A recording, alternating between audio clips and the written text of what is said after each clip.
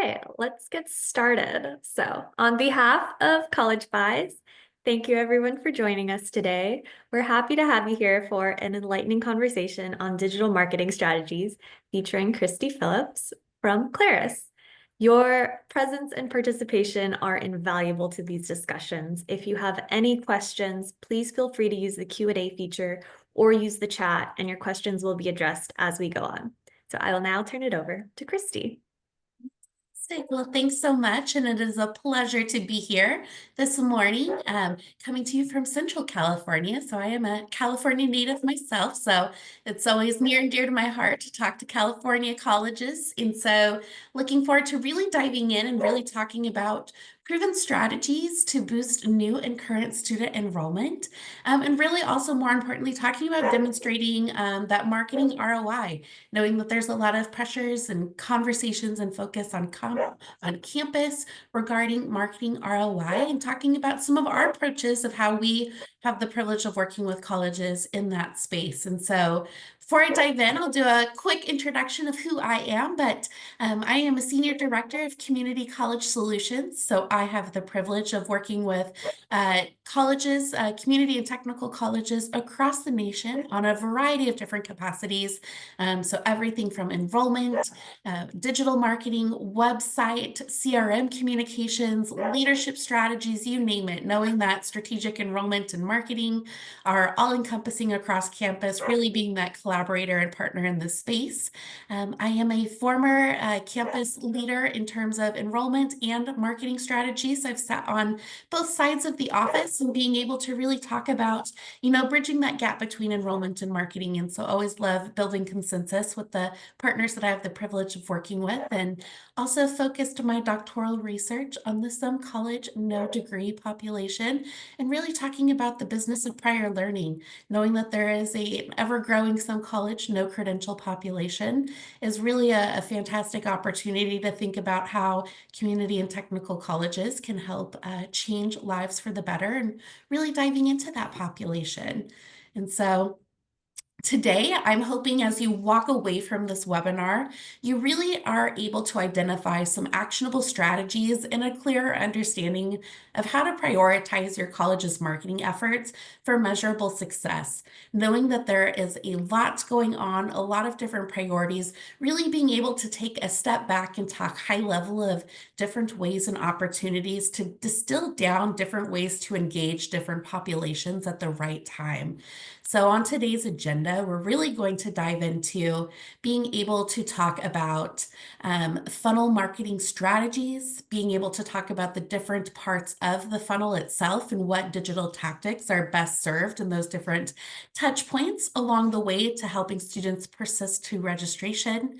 Really being able to talk about the effective use of targeted ads, being able to think of in the right place at the right time, how do we engage with those populations to drive conversion actions, and really live reporting dashboards. If you have the capability and are already really leveraging GA4 or any other types of reporting dashboards, or even if that's something that your college is considering and being able to talk about, what are some key questions in terms of measurement should you be asking yourself and having conversations on campus.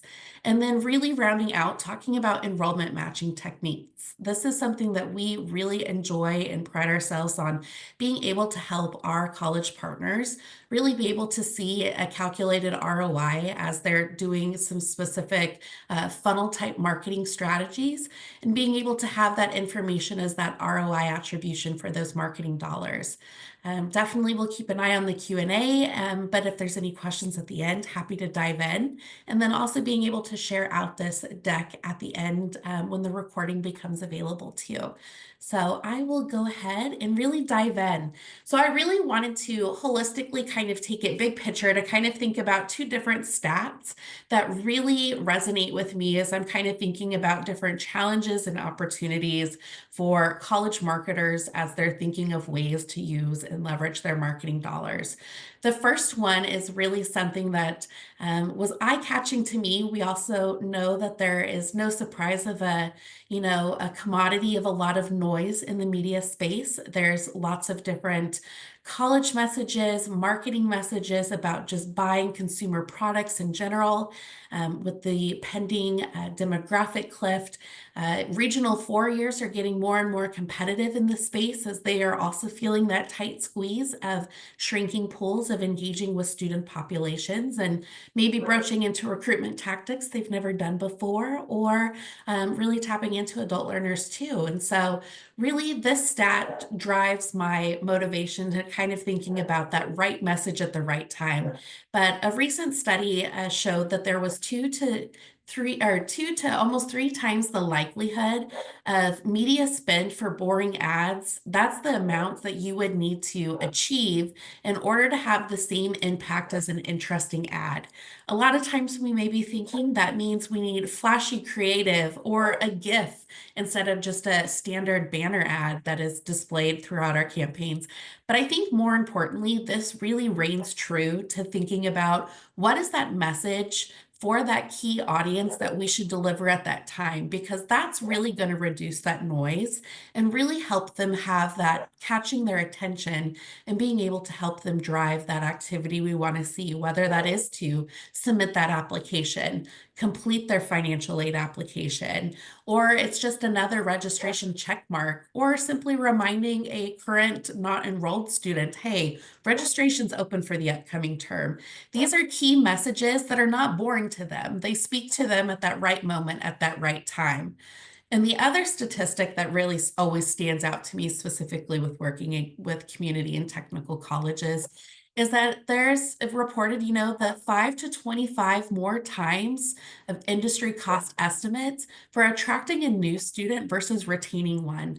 There are so many on-ground, online, offline actions that we take to really get these students to know about our college and our institution, that if we lose them in a moment of time, there is more likelihood that they are likely to come back and be a returning student than having to cultivate and really warm and build an affinity with somebody for the very first time to get them to re-engage. So I really love to highlight this slide when I'm talking about stop out population, somebody who started college on your campus and maybe stopped out for some time throughout the process. We also know that life is the biggest competition itself, specifically in the community and technical college space. So how do we curate our data and really be able to engage with these students? And so I wanted to really just kind of set the stage with these two different stats to kind of think about, as you're thinking of different strategies, as we're reimagining the current calendar year or the upcoming fiscal year, ways that you might be able to really retool your different strategies and how you're leveraging your marketing dollars. And so really being able to really start the conversation with talking about funnel marketing. It's not new news. This is something that we all have seen before, whether it's, this exact funnel that's talking about that discovery, exploratory phase, that learning, really getting them to engage, to ultimately apply and register. But regardless if we think of it as a funnel in this model, but really thinking of it as different lanes of how we're wanting to engage our student populations to really get them to drive those conversion activities to ultimately be enrollments on our campuses. So really kind of thinking about key strategies for each of the funnel is really something that I wanted to really just take a moment to speak to. So when we're thinking about top of the funnel and really thinking about those discovery and also kind of, peering into that learning phase, creating an awareness and engaging content, different types of social media ads, branding and awareness, display and social media outreach is a really strong driver. We want to cultivate, we want to build that affinity with your audience and being able to leverage them to think about attending your college campus. When we're thinking of mid-funnel strategies, we really want to reach and engage them at a deeper level. This often is where we will start to see, being able to really think about submitting an application. Maybe they've already gone to your website, so we're retargeting them in a key way, whether that's on Meta or in a display or a video display. But also cross-channel retargeting allows them to engage and consume with your brand in different ways. And so being able to nurture those prospects with some value-driven content can really be a key way to reimagine your approach throughout the funnel as we're thinking of different audiences. You really want to personalize that communication to what is truly their motivators at that given time so that they're having and resonating with your ads. So driving back to that right message at the right time. And then when we're talking about bottom of the funnel marketing, really applying that urgency of registering, getting the nuts and bolts and helping them with those different types of check marks along the way of registration process as well. So being able to have those key targeted calls to action, deadline reminders, also retention strategies. So if it's a current not enrolled, maybe your college implements a mandatory advising and connecting with a career coach, being able to target that key list that hasn't set up those appointments yet. These different key audiences can really help be able to talk about ways to successfully move students, whether they are brand new, prospects, returning, through the funnel to ultimately increase your enrollment for the upcoming term. And so, really, at the end of the day, we know that we want to get our campaigns live as soon as possible and get them up and running. So, oftentimes, we are sending that broad swath message of apply today, fall term starts, August 19th. These general key messages are fantastic and they're strong and they're going to drive engagement. But you really want to think about how you can be better serving and refining your target audience to be able to have that ad lift that you need to really drive that engagement. And so, as you're starting to think about your ad targeting for the upcoming, term start or upcoming fiscal year, what can you think of as you're kind of really redefining how you're engaging and not just using an overarching apply today or return to, campus message, and kind of ensuring that you're using some precision targeting tactics for that marketing engagement and really being able to use that to optimize ad spend by reaching that audience at the right time. So one of the things that I like to really always kind of take a step back holistically and kind of have conversations with partners on campus is kind of thinking about, what has your audience done in the past? Are there key personalities that you're seeing of students in a program that's maybe, impacted by some declining enrollment numbers? Use those different types of lifestyle variables to be able to target individuals that are like your current students. Being able to also think about, what social platforms are they on? Do you see a lot of engagement with some of your organic content on one platform or another? Being able to incorporate and engage with them on these different platforms that they're currently on. And then also being able to see and really truly leverage the power of retargeting. Whether you have organic search efforts with your SEO strategy, you've got a strong recruitment arm that is out there, in the high schools or different types of community events, you already have a lot of this traffic that's driving to your website pages. So how are you retargeting to those populations? And what is that message you're serving and that key landing page you're driving them to? Kind of really think about all of these different types of questions as you're kind of thinking about refining your target audience. And that really leads us into talking about targeted digital ads. And I think really just taking that step back and being able to think of what is my audience? Who are they? How are they engaging? And what is going to be that best platform to engage with them or that best strategic approach to deliver that right message at the right time, knowing that budgets are often constricted. There is not a finite number of funds available. And so being able to be really intentional with your marketing message. And so I really wanted to just highlight talking about the benefits of household level targeting, being able to really be able to deliver a message that is key to that audience. A long time ago, we used to think about geofencing targeting or, zip code engagement of just targeting that same zip code with that same message.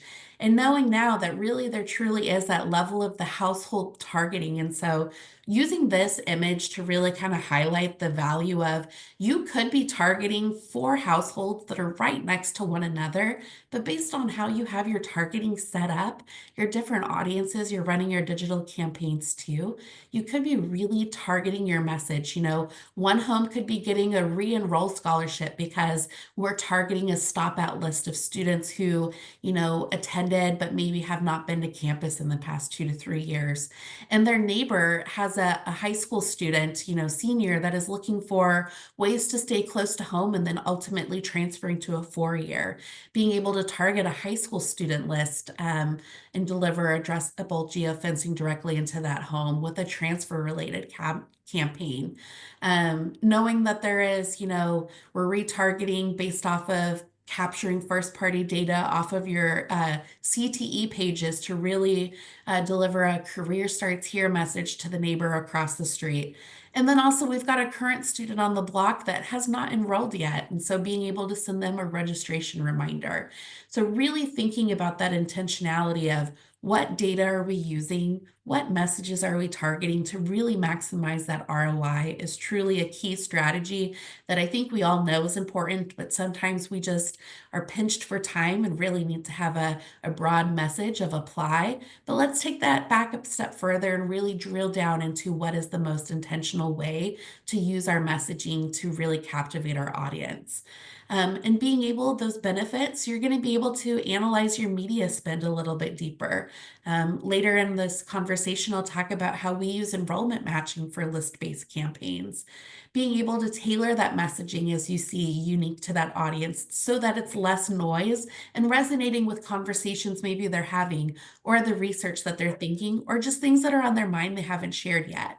And then also more importantly, when we're targeting that household, we're going across devices, not only just that individual with their laptop, their cell phone or tablet, but also reaching other important influencers within that home too, whether that's a mom and dad, or it's a spouse that's really being supportive, or even just roommates, depending on the address we're targeting. Being able to really help curate a conversation in that household is really keen to be able to being more hyper targeted with our approach. And so when we're really thinking about targeting at the household level, really wanting to hit on the importance of why list-based targeting is really something that is effective that we should be using. Not only does it ensure that precision targeting for maximum engagement, but it optimizes ad spend truly by resonating with that right audience at that right time. So right over here, I have some high-level different ways of kind of thinking about what data do you currently have that you own on your campus, but also what are some ways that you can leverage some third-party data or capture first-party data too to really be able to have an effective marketing strategy when we're thinking of enrollment marketing. So of course, your current and historical student enrollment data, being able to have those addresses and be able to target messages, whether that's to that stop out population, your applicants, or those current students that you're trying to give that nudge campaign to register for the upcoming start. List purchases. We work with a handful of colleges where we are proactively procuring a list of, high school seniors or juniors to target at the address level, or we're working on an industry-based list. There's a lot of different ways to be intentional with procuring different types of data to be able to deliver some hyper-targeted campaigns. Again, retargeting is also a form of list-based engagement because you have the data of who has visited your key admission or program pages and wanting to serve them that next step conversation to really have them drive that conversion action. And then also first party cookie data. I'll be talking about a tactic highlight, specifically Web ID that we use with colleges that captures first party data that is on your website, and we're able to really deliver some hyper targeted digital campaigns, but also have colleges that use that for traditional engagements as well, whether that's sending a very timely postcard at the right message at the right time, but being able to really leverage this all in all for some precision marketing is really key to think about. And so really, truly, when we're thinking about list-based strategies or really at that hyper-targeted level, I really like to just take a step back and talk about the power of programmatic advertising and kind of thinking about this as that broadest access to your audience, really distilling it down to being able to go across web, websites, across different apps that they may be engaging in, but truly being able to hit the highest value of your marketing spend by having that broadest access. And so, really thinking about this also as the benefit of being able to go across those digital devices, desktops, laptops, tablets, multiple or mobile devices, really being able to capture them when they're leaning in and consuming media content and having your message resonate with them. Kind of really talking about display, being able to serve those banner ads across apps and websites your audiences are using. Some of those key examples could be the free weather apps that you see, free games like Wordscapes, entertainment and local websites. Being able to target local news sites, being able to deliver ads there. You're key into individuals that are consuming content that's relevant to them regarding your service area, but then also delivering your message and showing up in those opportunities.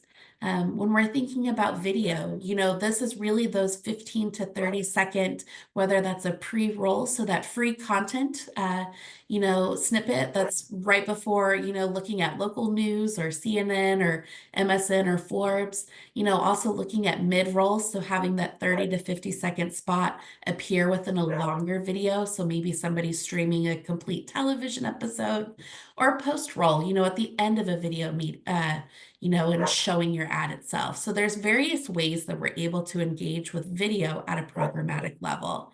And then something else that we use that strongly complements display is going to be something called social display. And that's really something I'm excited to dive into on my next slide, but really using this as a walkway to get the best of both worlds. We're using the power of programmatic and display, but being able to really consume and have it look and feel like a social post. Knowing very well that sometimes creating ads itself is a cost commodity that is challenging on our campuses. Social display really is it's the ability to lift a ad that you have organically already posted, whether it's across Meta, Twitter, Pinterest, LinkedIn, you have some organic social content. We use that organic social post to do something we call as social display ads. It's bridging that gap between programmatic and social media, I like to say. But more importantly, we are conditioned to look at the likes, look at the comments, look at the hearts, see those numbers. Being able to run a social display campaign, really those different updates populate on your ad itself. So it's looking like a real social post out there in the wild is what we like to call it. But really, this increases engagement and click-through rates and improves an overall brand lift, more importantly, when it is complemented with the foundational tactics such as social display. They're really cost-effective, and the speed to market is very effective and quick, more importantly, because we're already taking content that you have posted on your organic social channels and being able to leverage that. But it also truly helps combat banner blindness. They're always so used to seeing, a standard banner ad or a video ad in those different types of formats. But being able to leverage something that looks like a social media ad somewhere that you wouldn't expect is really going to disrupt and catch their attention because it's not something they're used to seeing. So I always really like to highlight that as a tactic too when we're looking at being hyper targeted and focused with our audience. And then I really want to round out, being able, when we're talking about different tactics and channels, is truly thinking about, overarching. We're doing a lot of different activities, driving to our website itself. So how do we capture all of those different efforts that are going to our .edu site? And so this word cloud right here really is speaking to all of the most prevalent ways that somebody is learning about a community college as an option for higher education. A lot of that is going to be online research or digital marketing. Word of mouth is also a very powerful one, specifically in the community college space. But all of these different things are driving attention to your website, whether it's a one moment in time or what we see is that, 16 to 18, times sometimes it takes somebody going to your site to drive action. So using this to kind of think about all of those different ways that we're getting traffic to our site and being able to convert those anonymous users into qualified leads. And so really being able, what we use as a tactic is called Web ID. It's allowing us to capture that first party data that is on your website by simply placing a piece of JavaScript on your website, your Google Tag Manager, to be able to capture that information to identify who is coming to your website. Those are anonymous users that are not known yet. They haven't, they may not have requested information. They may not have submitted an application. I like to say that this is a phenomenal tactic to use if maybe RFIs embedded on your website's a pain point. You don't have the tech stack to complement creating a sleek RFI to go into a CRM to capture data. But being able to capture, at least at the IP level, the household that's going to your site, and being able to retarget them in a strategic way. We work with colleges to really elevate and enhance their geofencing campaigns. So using this anonymous visitor data for highly targeted outreach, whether that's for a specific program, it's driving to a different pathway, but being able to really tailor that moment in time to a key message. And like I mentioned at the start of this conversation, boosting that traditional marketing, whether that is going to be a postcard, a different type of mailer, but being able to, with the rising cost of print and postage, be able to intentionally send a print piece, because there is a key moment in time when print really can help elevate and show that you are thinking of those students. And then really, truly those hyper-targeted program campaigns. I remember and recall, program directors or different departments having a very limited amount of marketing dollars, if they had any, but also coming to me as that thought leader and asking, what can we do to help market my program? But what we can do is capture the traffic that is going to their program pages and be able to have a very intentional list-based type of advertising effort to really help boost awareness in that space too. So this is kind of a highlight of talking about Web ID in action.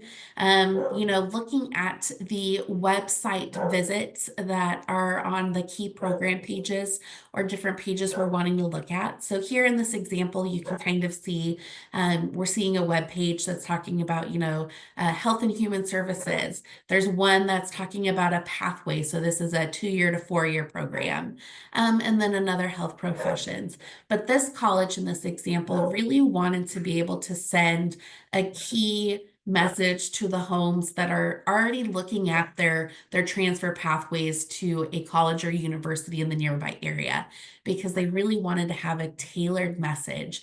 And so that process of using Web ID really was being able to define that specific group that they wanted to reach, leveraging the first party data that we were capturing, analyzing to see where are there some key opportunities of traffic, or more importantly, where are the pressures on campus across different departments or from executive leadership, and then being able to download and utilize that data for some targeted outreach, and then delivering, more importantly, that tailored message so that it was not noise to those students in that space. So I always really love to highlight the power of using Web ID and knowledge of identifying those users that are coming to your site and engaging with them so that you get to know them as known users. And then really wanting to round out this section, really talking about that funnel optimization, talking about a lot of time the challenge and the pressure, whether marketing and enrollment are working together, or enrollment's working independently on enrollment marketing, or marketing's working on all of the things, knowing there's many different governance structures across different college campuses. But ultimately, the challenge truly is getting the attention of those prospects, applicants, current students, students in StopOuts. It is becoming more and more challenging and also more and more competitive as they're getting messages from other colleges and institutions that are looking to recruit and enroll them as well. And so really the solution to combat that challenge is delivering those digital ads through that biggest bidding network, with programmatic advertising, looking and meeting them at the apps and the websites they're visiting the most. And it truly does act as a non-intrusive and gentle and persistent reminder to be more effective than text or an email.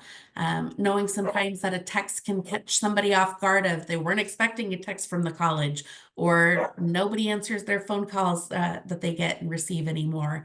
So being able to, as they're already consuming and reading content online, being able to optimize and send them a curated message at that right moment in time. Something that's really keen on being able to do this is that you don't need to have personally identifiable information to run these campaigns. Directory level address is really a key thing and a powerful tool as a data point to have to send these curated messages. So working with colleges, we truly just at a foundation need that address. We don't need to know the student's name because we are targeting that home itself. And I always like to say it's similar to a virtual postcard.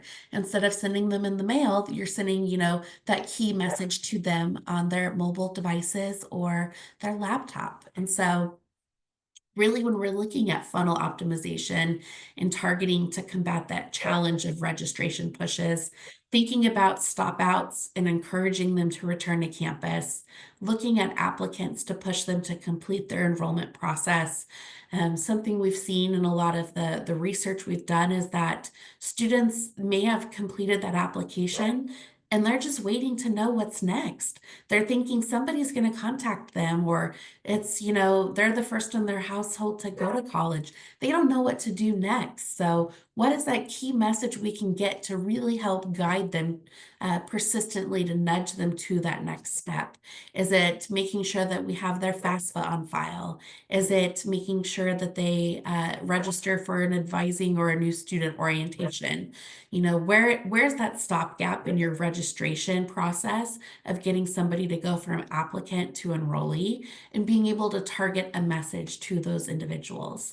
And then, of course, the current not enrolled students, being able to promote continued education and not and next steps, being able to, use that as the opportunity to curate a list of your current students that were on campus that maybe just they need that nudge at that right time to make sure that they're registering for their classes or meeting with their student success coach to take it to the next stop. And really, rounding out the rest of our remaining time together to talk about live reporting and dashboards, what metrics we should be looking at. And so being able to really curate the conversation of thinking about, optimizing campaigns with data-driven decisions.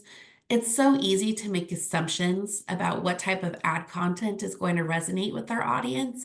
But, 9 times out of 10, we aren't our target audience. So we truly need to see what their behavior is doing. How are they consuming and engaging with the ads so that we can not operate off of assumptions, but also have more data points to make some data-driven decisions for during the campaign while it's running, and then also future campaigns. So instead of so you need to really truly let your ads tell you what is resonating with your audience, and having the support and the technology of dashboard reporting so that you can make those optimizations before it's too late to really be effective with your dollars. So these are some of the, I like to say, foundational pillars of metrics to pay attention to, regardless of the type of campaign you're running. But, the total number of people it's reached, the number of clicks to your website, RFI submissions on your website, or leads generated in platform. So, leads generated in platform, a good example of that is, the ads you see across Meta and Facebook and Instagram that already has a pre-populated field based off of their information. We're not disrupting their experience of engaging online, but allowing them to submit their information to us. but also more importantly, the overall click rate and also the overall engagement collectively. And so, if you have social content on your organic social channels, what's engaging the most? How do we then use that content that is really engaging organically as a walkway to complement a message and a paid effort? So these are some of the key things that I like to say to really pay attention to as you're thinking of optimizing and refining your strategies. And then also reporting and data management, live data visualization tools that provide instant insights into the performance of your digital marketing campaign are more important now than ever. There's pressure to demonstrate the ROI, or sometimes you just cannot predict when you're going to get the knock on your door of, hey, I need to know, what how are our ads performing? Or I was talking to this trustee and he was really curious about, our presence in XYZ space. Being able to have that real-time transparency on your marketing efforts is truly invaluable. So, being able to help colleges make those data decisions very quickly and ensuring that those investments translate into actual enrollment. So, on my screen is an example of what one of our campaign dashboards looks like when we run campaigns for colleges. So it's all based off of Looker Studio, giving us all end-to-end visibility of being able to also drill down by a specific campaign, a specific strategy, or a key moment in time. Maybe you want to look at the last 30 to 90 days, or you want to look at the year in totality. Being able to see the trending performance, being able to drill down deeper to see, if we're working on paid search efforts, what keywords are standing out the most for your students that you're driving action to? If you're having the ability and you're have creative that you're A/B testing, or even just copy in the ad that we're A/B testing, being able to see that on a dashboard in real time and not having to wait until you get a quarterly report, or that you have to, probe a third-party partner to in that space is really invaluable, and being able to talk and speak to that. Taking that a step deeper, another way of data management is also looking to see how your campaigns and performance is stacking up truly to industry trends, or, higher education itself. So I also have a LinkedIn talent pool report. It's an example of one of the partnerships we have of being able to see some deeper visibility into trends and insights. If you have a very career focused campaign that we're running, how is that tracking to the talent pool report? Being able to think of different ways. And so another way that we have deeper visibility into different types of performance, instead of just saying things are live and things are looking great, but more importantly, looking at quarterly benchmarking data. We have the privilege of running hundreds of campaigns for colleges, all the way from branding and awareness, different programmatic campaigns, to building audiences for key programs or academic pathways, or simply funnel campaigns of different audiences. We distill down that data to have our own internal quarterly benchmarks that we use, and use that as a frame of reference when we're communicating the measure of success and impact for your campaigns itself. But then also using other platforms such as Google, or our DSP that we work with too. What are they seeing as trends in higher education as a vertical as well? These are all key critical data points that you should be able to have access to when you're looking at your media spend and your insights and your recommendations. But then also, that's what we truly mean by, what do we mean by a data informed strategy and analysis? What is that live comprehensive campaign reporting looking like? What is that experience for you as the, marketing leader of your college? Being able to really have that channel specific benchmarking, like I mentioned, having that as a key data point. But then also, if you haven't been doing some regular A/B testing, whether that is landing pages, ad creative, or ad copy, how do you incorporate that into your upcoming strategies to be more effective and efficient, especially as we have more of that attention deficit and that commodity of everyone's trying to get at our student audiences and deliver different types of messaging. And then if you do have the technology support on campus of having a CRM, how do those data insights lead and inform the quality of campaigns or the messaging that's resonating? So, really thinking about the metrics, but optimizing more importantly is what really is that final thought when thinking about reporting and data management. You really want to optimize those marketing strategies for that real measurable success.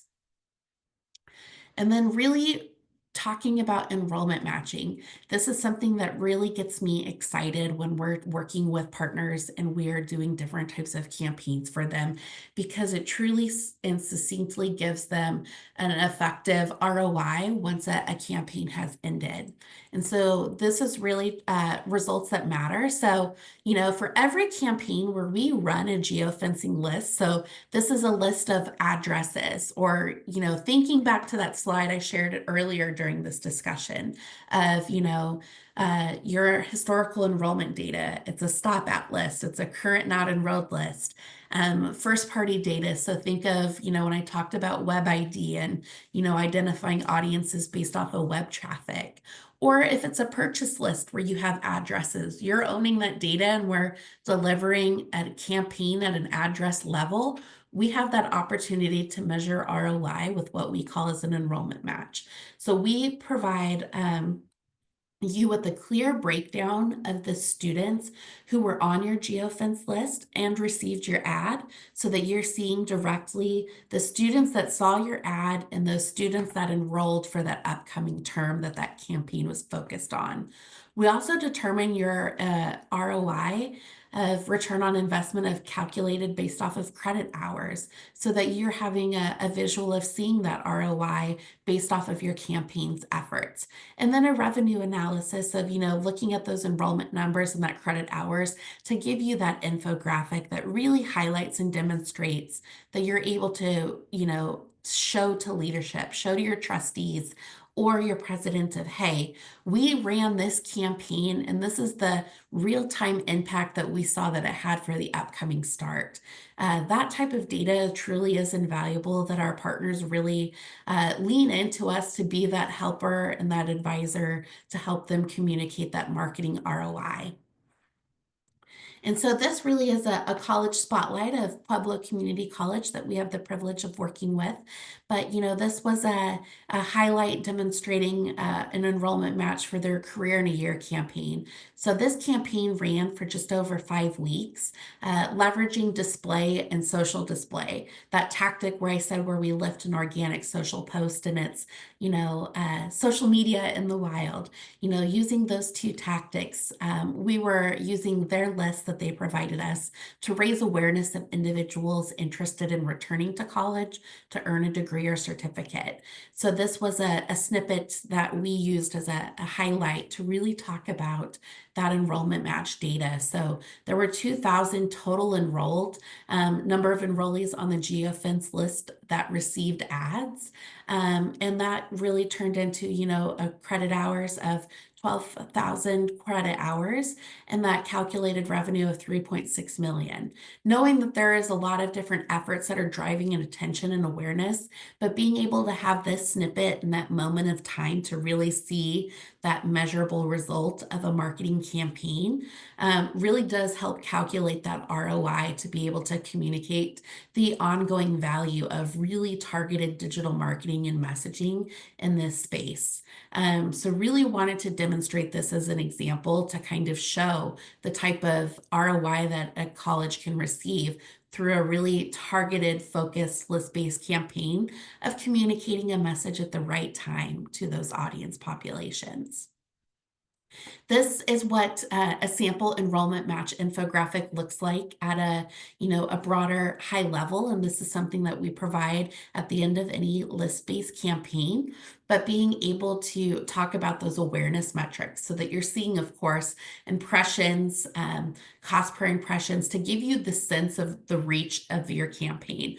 So regardless if, the end goal is enrollment, it also still serves as a branding and awareness tactic. And then being able to talk about total cost per actions and the number of people who decided to engage as we got them to dive in further throughout that process, and give you those types of click metrics so that you can see the click-through rate. And then at the end, giving you that additional level of visibility to kind of see the key performance indicators based off of device types. So being able to see what types of devices your audience is most leveraging and using throughout your campaign, but then also more importantly, rounding out all of this data with that ROI of that enrollment match insight.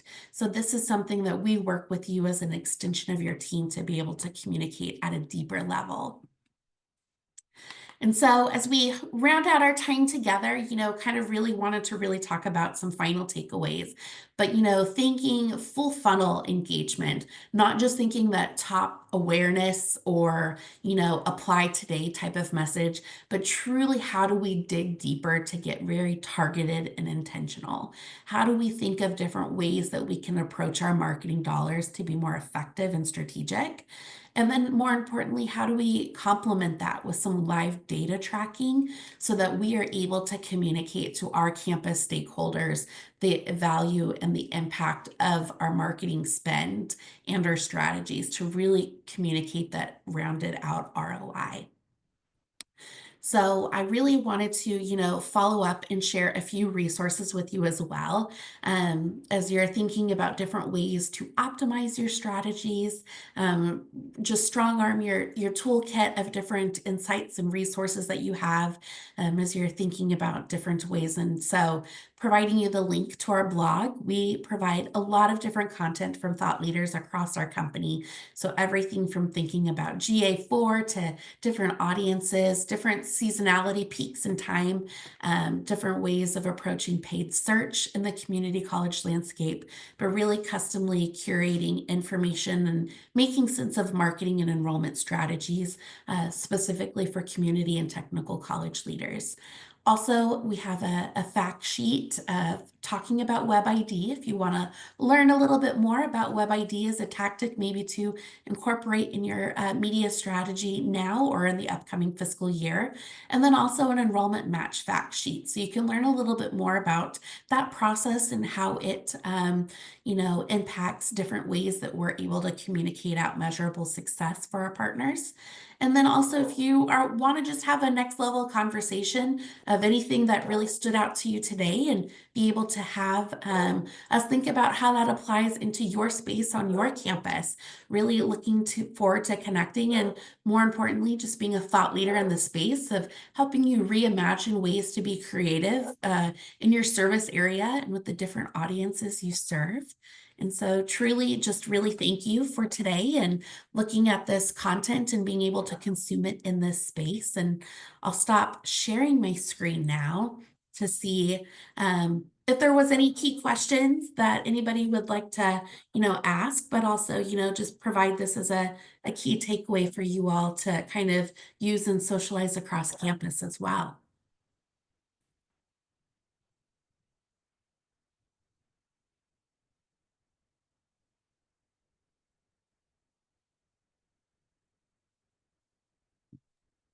I feel like that was so much information in the past hour that I think everyone's just trying to digest everything and kind of Yeah. acclimate to it. And so if you do have any questions, I will make sure to add Christy's contact information in the recap email so that you can talk to her further. But as we draw this discussion to a close, I want to extend our appreciation to each and every one of you for being a part of this conversation.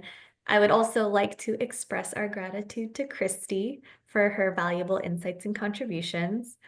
Should you have any questions about the College Buys Agreement, please feel free to reach out to cbcontracts@foundationccc.org, and our contracts team will be happy to support you.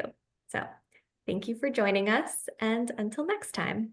Yes, thank you all and take care. Bye. Bye.